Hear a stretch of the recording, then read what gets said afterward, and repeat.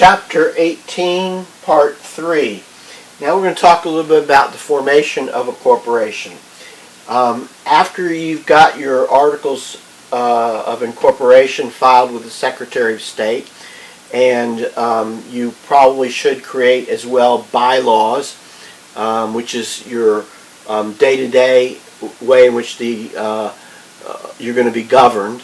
Not required, but a good idea to have. Then you receive your charter from the state, allowing you to do business. You have to have an your first organizational meeting. And at that organizational meeting, the shareholders will approve or should approve the bylaws, elect directors, hire officers, and ratify pre-incorporation contracts and activities. Okay, so directors are the people that are elected by the shareholders to enact the policies of the corporation. Okay, the board of directors. So you can have any number of board of directors as set forth in your articles of incorporation. And you have a chairman of the board. Okay, officers are people who are appointed by the board of directors to run the corporation on a day-to-day basis, following the policies established by the board of directors. So officers, modern day language for who the officers are, usually follows things like CEO, Chief Executive Officer, or equivalent would be like President. And then you have other officers, Treasurer or Secretary. You might have Chief Finance Officer, depending on how you want to do it. Okay. Pre-incorporation contracts are contracts that were entered into by the organizers of the corporation in order to do the corporation, like hiring lawyers, advertising, whatever needs to be done, and activities. Sometimes there are subscriptions to stock that are sold before the corporation is actually even incorporated. And what that is people agree to buy shares at a certain price should the corporation make it to the point of being incorporated. In other words, they may need to sell a certain amount of shares to raise a certain amount of capital, and if they can't, then they're not going to go forward.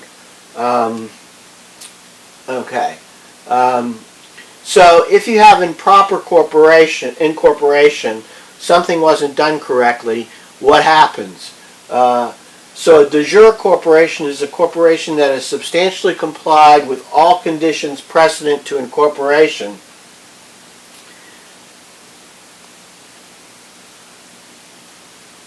In most states, the filing of the Articles of Incorporation is conclusive proof that the mandatory statutory provisions have been met. So that's a de jure corporation. A de facto corporation is where there's a defect in the formation of the corporation that's substantial.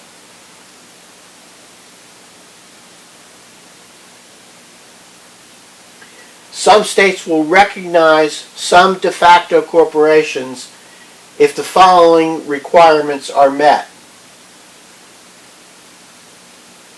A statute exists under which the corporation can validly be incorporated. The parties have made a good faith attempt to comply with the statute, and the corporation or the parties have already undertaken to do business as a corporation. And those three things are met, even though there may be some minor defect in the process, the state may treat them as a legitimate corporation. We also can have a situation of a corporation by estoppel. If the acts of the corporation, if the corporation acts like a corporation, it may not be able to avoid liability by claiming that no corporation exists. This situation occurs when you have a third party who contracts with the corporation but the corporation may not have filed articles of incorporation. Okay, corporate financing, we talked a little bit about that. Selling stock, selling bonds, which are debentures. That's borrowing money. So what's the difference? In stock, you are an owner of the business. Some stock comes with voting rights, meaning you can vote for the board of directors.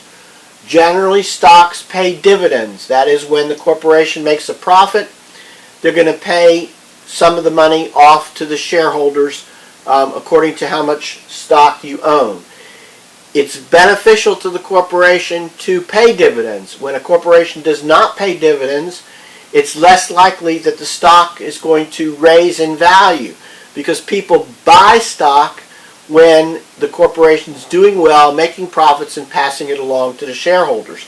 So when you own stock, you can make money by owning stock in two different ways. One is by the dividends that you're paid by the corporation, and two, when you sell the stock, if the value of the stock has risen, has grown.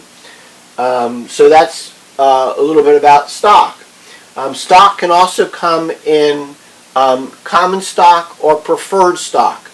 And we'll talk about that, I think, a little bit later.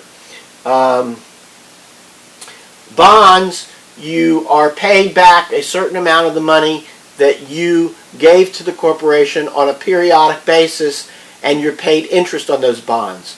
Generally, the interest is not likely to be just from reality as much as you usually can make from stock. Sometimes it's better, depending upon the corporation that you bought stock in. But it is a fixed amount that has to be paid, whereas dividends are not a fixed amount.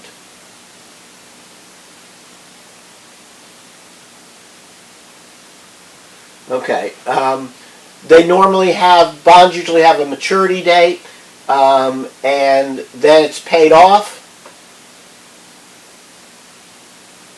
We covered all that. Okay. Common stock represents the true ownership interest in a corporation.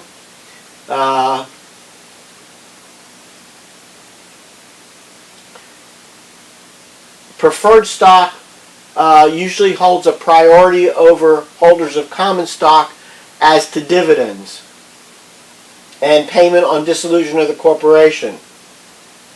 But they usually do not have a right to vote. So usually preferred stock get dividends before common stock does, but oftentimes they both do.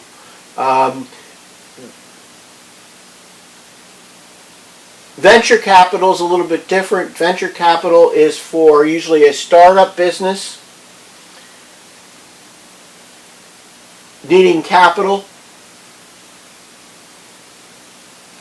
And so the stock is given to the investors in order to get that initial stock, in order to get that initial capital to start the business. Private equity capital is obtaining capital from wealthy investors. That's before any shares of stock are sold. IPO is initial public offering of stock that a corporation would do when it gets ready to sell stock. Okay, so that completes part 3 of chapter 18. Again, the magic word for chapter 18 is bylaws.